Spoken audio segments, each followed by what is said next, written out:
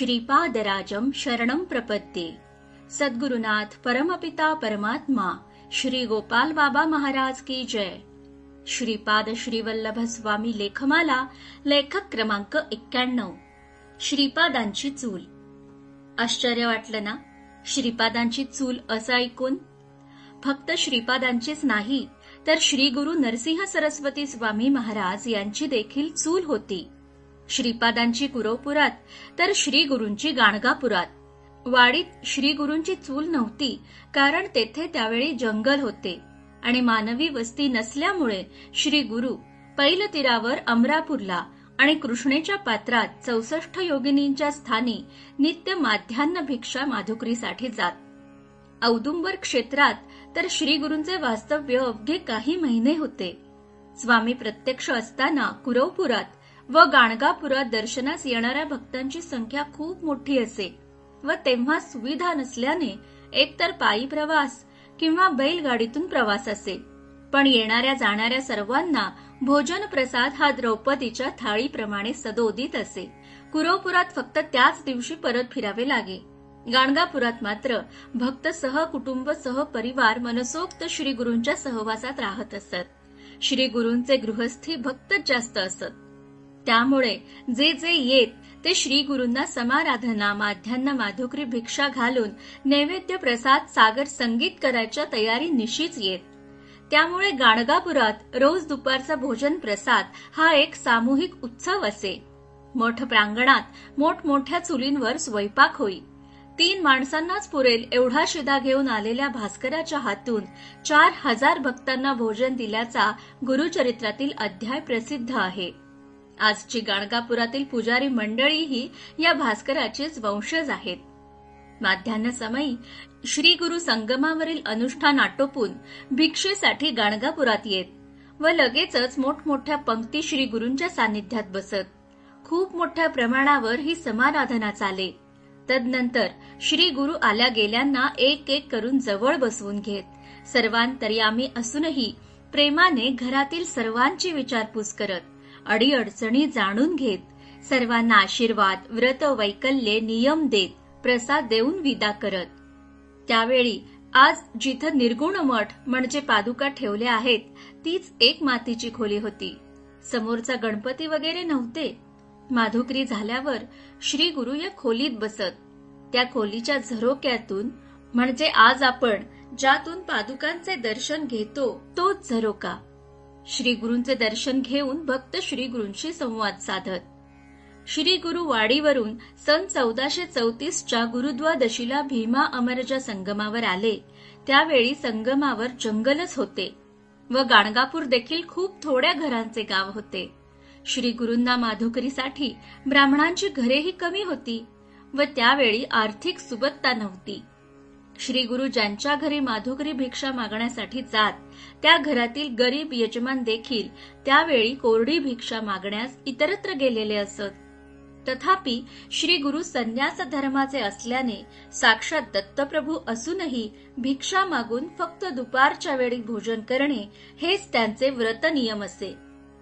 यानंतर 24 वर्षे म्हणजे 2 तप सन 1458च्या माघवद्य प्रतिपदेपर्यंत श्री गुरूंचा निवास गाणगापुरात झाला। त्यांची ख्याती सर्वत्र पसरली व गावागावातून भक्तांचा लोंढा नित्य गाणगापुरात येत असल्याने सर्वांसाठीच एकत्रित अन्नपूर्णा भक्तांनी सुरू केली। त्यामुळे येथील अग्नी अखंड सुरू राहिला। हेच यापूर्वी कुरवपुरात श्रीपाद श्रीवल्लभांचे आगमन झाले त्यावेळीही होत होते। कुरगुड्डी बेटावर एक तेजस्वी स्वामी महाराज आल्याची वार्ता ऐलतीरावर पंचदेव पहाड परिसरात लगेचच पसरल्याने 18 पगड भक्तांची रीघ फळांच्या नैवेद्यासह श्रीपादांकडे यायला सुरुवात झाली। त्यावेळी तेथील अग्रहार वस्ती जवळपास विस्थापित झाली होती आणि श्रीपादांना कोणतेही नियम नव्हते। श्रीपाद पक्षपात करत नसत, ते सर्वांचं सर्व स्वीकारत व त्यांच्यातच वाटून देत। शंकर भट्ट आणि सेवक रविदास त्याच वेळी तेथे पोहोचल्याने चुलीची जबाबदारी श्रीपादांनी शंकर भट्टास दिली। भांडी घासणे, स्वयंपाक तयार करणे, आलेल्या भक्तांची सोय बघणे, त्यांच्यावर देखरेख करणे ही जबाबदारी शंकर भट्टाकडे होती। कुणीही केव्हाही आले तरी त्यांना जेवण द्यावे हा श्रीपादांचा दंडक होता. अनेकदा केलेल्या स्वयंपाकापेक्षा जास्त लोक जर आले तर शंकर भट्टाने श्रीपादांना तसं सांगताच श्रीपाद आपल्या कमंडलूतील उदक स्वयंपाकावर प्रोक्षण करायचे. त्यामुळे अन्नपदार्थ संपत नसत. रात्रीच्या वेळी विमानाने देवता येऊन श्रीपादांची सेवा करत आशीर्वाद घेऊन परतत. हिमालयातील योगी येत त्यांचं भोजन खूप कमी असे. प्रत्यक्षात श्रीपादांचे भोजन अगदीच थोडं असे. श्रीपाद एकदा शंकर भट्टास म्हणाले की आपण जे अनुष्ठान करतो ती विद्या ही अग्निविद्या आहे.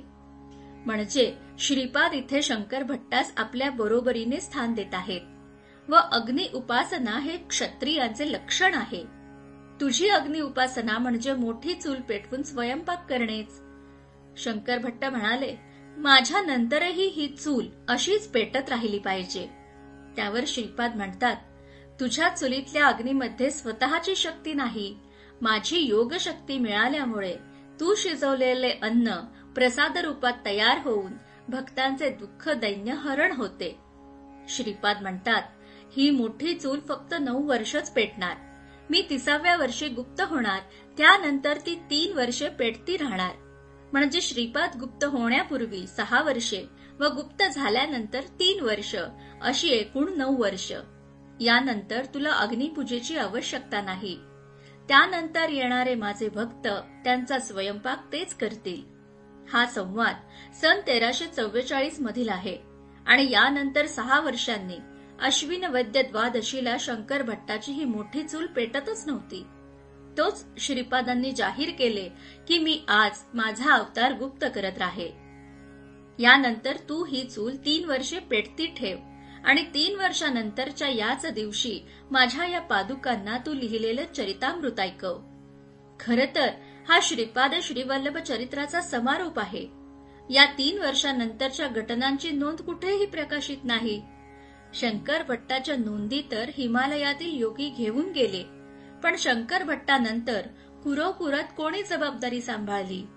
सन 1458 मध्ये बिदरचा बादशहा येथे श्री गुरूंच्या आज्ञेनुसार मंदिर निर्माण करण्यासाठी सायन देवाच्या सोबत येथे आला. त्यावेळी श्रीपाद गुप्त झाल्यानंतर 108 वर्षांनी. त्यावेळी येथे कोण जबाबदार सेवक होता याची कोणतीही नोंद उपलब्ध नाही. वाडी येथील हरेश्वर दीक्षित या वेदशास्त्र संपन्न पंडितास मरणांती ब्रह्मसंमत दशा प्राप्त झाली. तथापि वाडीतील श्री गुरूंचे प्रधान सेवक श्री रामचंद्र योगेश्वर यांनी त्यांना उत्तम मानव जन्म देऊन कुरोपूरच्या सेवेत पुजारी भट म्हणून व्यवस्था केली. आजची कुरोपुरातील पुजारी मंडळी हे त्यांचेच वंशज आहेत. फक्त ही घटना कधीची आहे याचा अंदाज येत नाही, कारण श्रीरामचंद्र योगेश्वर हे सन 1339 पासून वाडी येथे स्थानापन्न आहेत. श्रीपाद श्रीवल्लभ चरित्रात आणि गुरुचरित्रात स्वामींनी भस्म वापरल्याच्या घटना आहेत. श्रीपादांनी ते गुप्त झाल्यानंतर सन 1351 मध्ये वल्लभेशाच्या मुंडके तुटलेल्या जागी भस्म लावून त्याला पुनर्जीवित केलं. तर त्रिविक्रम भारती 2 मदांध वेद पंडितांना गाणगापुरात घेऊन आला. त्यावेळी श्री गुरूंनी अंत्यजाच्या अंगावर भस्म टाकून त्याच्याकडून वेद वदवून घेतले. तसेच नंदी कवीश्वराच्या जिभेवर भस्म ठेवून त्या स्तोत्र रचण्याची क्षमता दिली. प्रत्यक्षात कुरोपूर आणि गाणगापूर येथील समाराधनेच्या मोठ्या चुलीच हे त्यांचे अग्नि उपासना अनुष्ठान होते व त्याच त्यांच्या अखंड धुनी होत्या, ज्यांची जोपासना गाणगापुरात सिद्धाने श्री गुरूंनंतर 60 वर्ष स्वतः चालवली व स्वतः गुप्त होताना पुढील व्यवस्था लावून दिली. कालौघात कुरोपूर, गाणगापूर, वाडी, औदुंबर येथील अखंड धुनी काही ना काही कारणाने अथवा परिस्थितीजन्य कारणांनी खंडित झाल्या.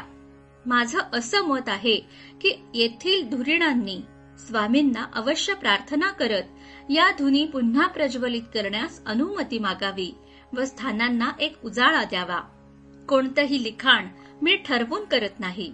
आताचं लिखाणही मी न ठरवता केले, कोणताही उद्देश ठरवून केलेलं नाही. जे लिहिले ते स्वामींनी लिहून घेतले.